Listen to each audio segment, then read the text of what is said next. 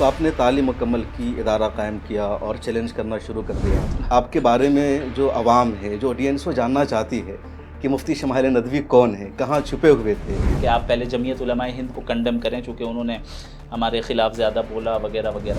حالانکہ آپ کو دیکھ کر لگتا نہیں کہ آپ ندوی ہیں، تو آج کیا لگتا ہے قاسمی ہوں؟ اچھا، جاوید اختر کے ساتھ یہ جو ڈیبیٹ ہوئی، تو اس ڈیبیٹ کی جو بنیاد ہے وہ کیسے پڑی، کس طرح اس کی شروعات ہوئی؟ گاڈ کو ثابت کرنے کے لیے جیسے کنٹیجنسی آرگیومنٹس ہے اور کچھ اور ورڈس ہے، تو یہ کیا ہے، ذرا سے اس کو سمجھائیے کنٹیجنسی۔ اصل میں جاوید صاحب جو ہے ایک ایسی دنیا میں رہ رہے ہیں۔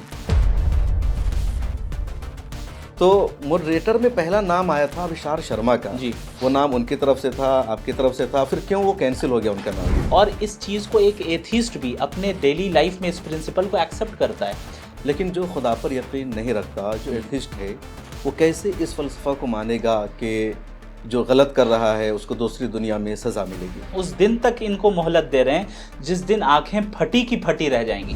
جاوید اختر صاحب نے اس دن ایک اور بات چیت کی، فیتھ اور بلیف کو لے کر وہ کہہ رہے تھے اگر آپ کا فیتھ ہے تو پھر آپ کو کسی دلیل کی ضرورت نہیں ہے، پھر آپ کیوں دلیل دینا چاہتے ہیں؟ آپ مانیے، میں نہیں مانوں گا۔ لیکن اس دن آپ پر الزام لگا کہ آپ غزہ جنوسائیڈ کو جسٹیفائی کر رہے ہیں۔